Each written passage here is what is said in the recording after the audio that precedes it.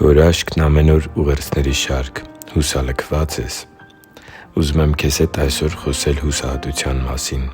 Ես ինքս շատ անգամ եմ ընկել հուսահատության մեջ, սակայն կարողացել եմ հաղթահարել այն Տեր Հիսուսի օգնության շնորհիվ։ Սիրելի՛ բարեկամ,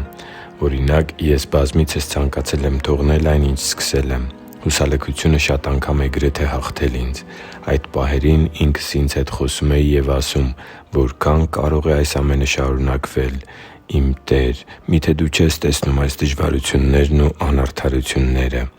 Սակայն ուզում եմ քեզ հետ կիսվել Աստվածաշնչի մի հատվածով, որը շատ եմ սիրում և որն իսկապես քաջալերել և այսօր էլ քաջալերում է ինձ։ Դա Ա Սաղմոսի 1-3 խոսքերն են.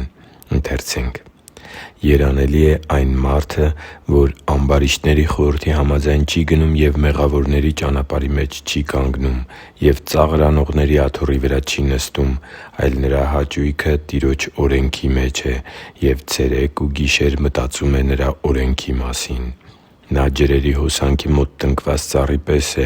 որ իր պտուղը տալիս է իր ժամանակին, և նրա տերևը թառամելով չի թափվում, և ամեն ինչ, որ անում է, հաջողվում է նրան» Գիտե՞ս արդյոք, որ Աստծու Խոսքում մենք կարող ենք գտնել բազմաթիվ տղամարդկանց և կանանց օրինակներ, որոնք նույնպես հուսահատվել են, ցանկացել են թողնել իրենց ընթացքը և հրաժարվել ամեն ինչից։ Այդ օրինակներից մեկն էլ Եղիան է՝ Աստծու մեծ մարգարեն։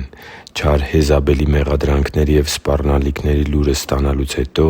Եղիան խնդրեց Աստծուն, որ Նա վերցնի իր կյանքը։ Եղիան ամբողջ էությամբ մահ էր փափագում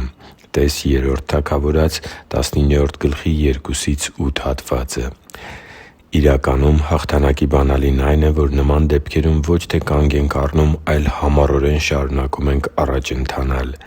Աստծու հրեշտակը Եղիային ստիպեց կերակուր ուտել, և այդ սննդի միջոցով ստացած ուժի շնորհիվ նա ոտքի կանգնեց ու կրկին քայլեց։ Եվ այն էլ ինչպե՞ս քայլեց՝ 40 օր ու 40 գիշեր դեպի Աստծու Սարը։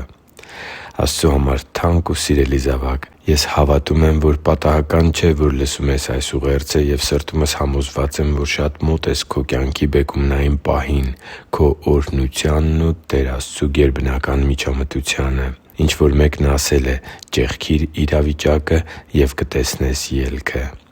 Այսօր ուզում եմ քաջալերել քեզ, որ երբե՛ք չթուլանաս, չկանգնես և հատկապես չկանգնես մեղավորների ճանապարհի վրա։ Թուլանալն ու մեղքի ուղին բռնելը տրտմություն և դառնություն կբերեն քո կյանք և, ի վերջո, կկործանեն քեզ։ Այնպես որ նույնիսկ եթե ճշմարտության ու սրբության ճանապարհը շատ նեղ ու դժվարին է, շարունակի՛ր քայլել այդ ճանապարհով։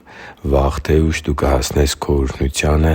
եթե հավատարիմ մնաս և չթուլանաս։ Թույլ կտա՞ս, որ աղոթեմ քեզ համար այս կարճ աղոթքով. «Տե՛ր, ես Քո առջև եմ բերում Քո թանկագին զավակին, որը լսում է այս ուղերձը։ Խնդրում եմ, որ բարձրացնես նրան, լցնես նոր ուժով և նոր հույսով։ Թող Քո ուրախությունը լինի նրա զորությունը։ Զորացրու Քո զավակին, որպեսզի նա հարատևի Քեզ հետ հարաբերության, Քո սահմանած ծրագրերի և Քո նախանշած ճանապարհների մեջ։ Աղոթում և խնդրում եմ Տեր Հիսուսի զորավոր անունով։ Ամեն»։